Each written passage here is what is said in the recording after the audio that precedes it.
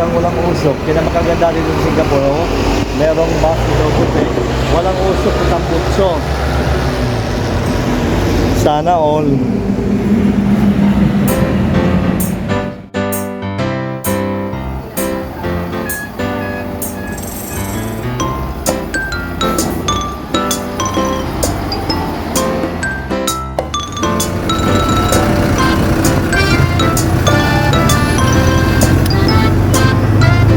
Guys, itatap namin para pumasok ng sarap kami. Yan. Yan. Tapos, parang pinagpuan.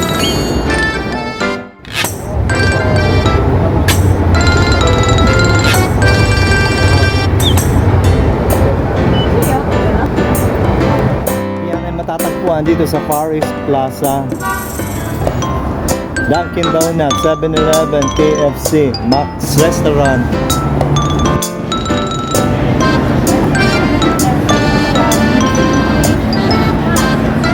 Hello, guys, dito kami ngayon sa Pang Plaza. Pang Plaza. Pupunta kami ngayon dyan sa Lucky Plaza kung saan maraming binibenta dyan ng mga Filipino food, Filipino items. May mga Pilipino nagtitinda din dyan. So makikita namin sa bilang isang Filipino. So sila makasama ko. Sila namin bumili ng mga Filipino items. Siyempre Pinoy tayo. Support our own Philippine products. Right guys? So ito na kami ngayon doon sa Lucky Plaza.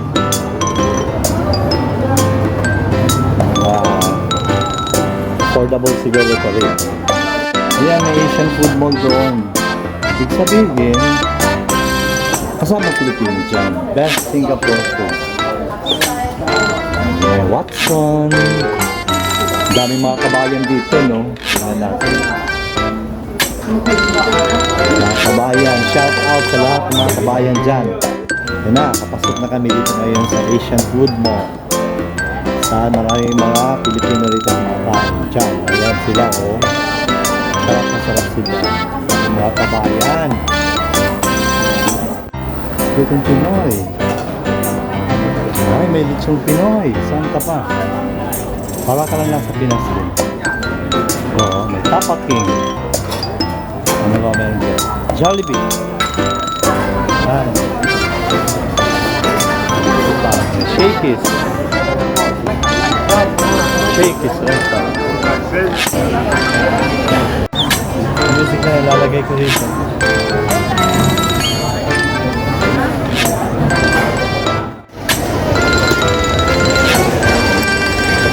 Sa likod ko guys, nakita yun may Pinoy.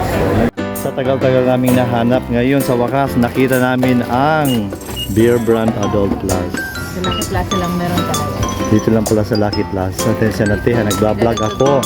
Walang binablog natin. O yan, triple action. Kailangan natin yan. Wala ko yan. Ito ba? Bath soap. Yung aking nahanap na. Anong bath soap mo? Yung nga yun.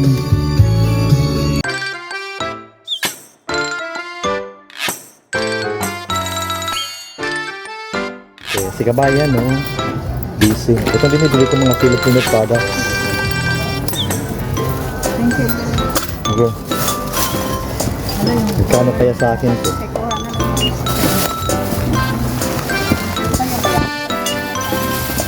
So ngayon, nandito tayo sa Kabayan Remittance Center sa loob ng Lucky Plaza.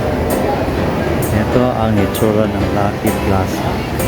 Maraming mga Pilipino dito sa loob. Well guys, bumili kami dito ng sunglasses. Nakabili ako. Ang selling price is 128. So ngayon, nakasave siya ng 25 Singaporean dollars. Makita ko sa inyo guys. So ito guys, yung nabili kong sunglasses na worth 128 supposedly. Pero ngayon, promo siya, 25 US dollar na lang. Case niya, design in Singapore. Ang pamunas, Versace. Take note guys, this one is made from Italy.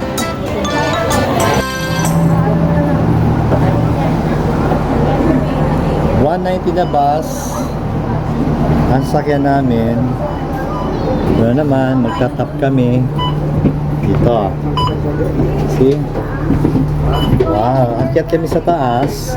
Kasi first time namin sumakay ng double-decker bus. So this time, this is so exciting. Amazing. Yan kasi kung... Yeah. Cool! Uy.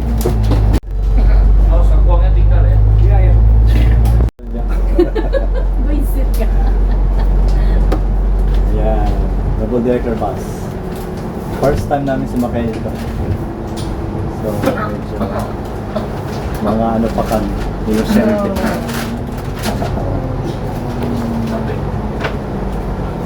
Yan ang nagdaanan. Umakyat kami kanina dyan. Guys, this place is Clark Key. Ito ang aming sinadya papunta rito. So,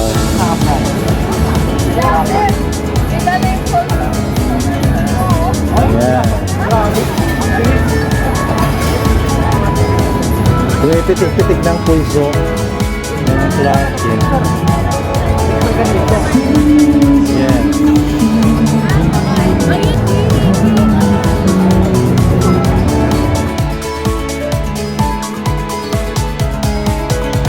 Hi! It's so hot inside, I know that.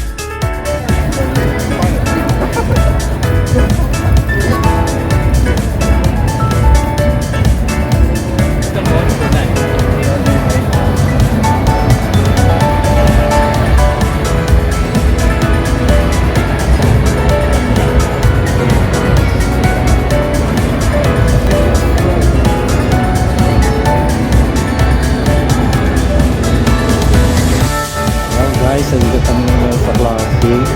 Some hangout ng mga nightlife people, restaurant. Pero doon sa basement o sa loob may mga bands doon.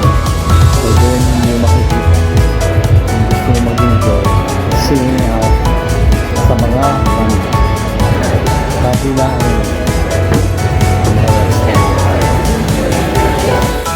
So dito guys, palapit na ako sa isang Singapore River Cruise counter kung saan sasakay ka na. So, eto sa likod ko ang River Cruise.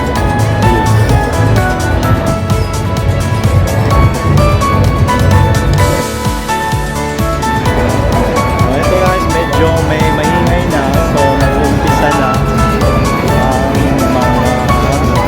mga music na restaurant. Daming tao sa school. Medyo mag-enjoy ka kung meron kang budget, no?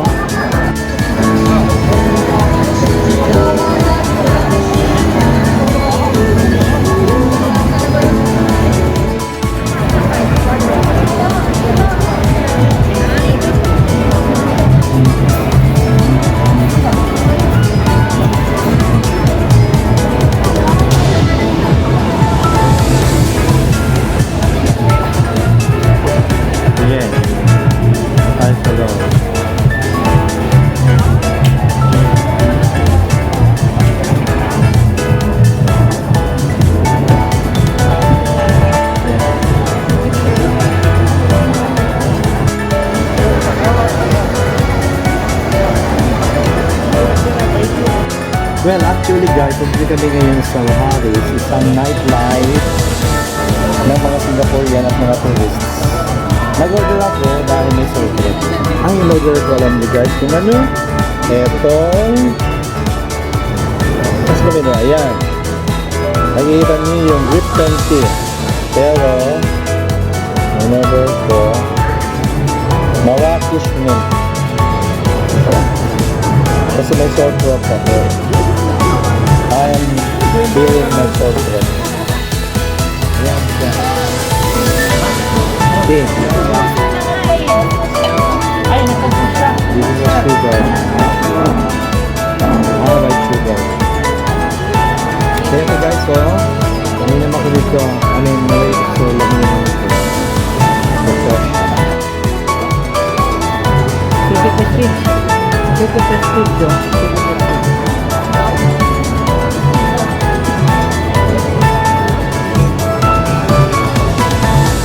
Tama-tama sa lalamunan ko, Banayan.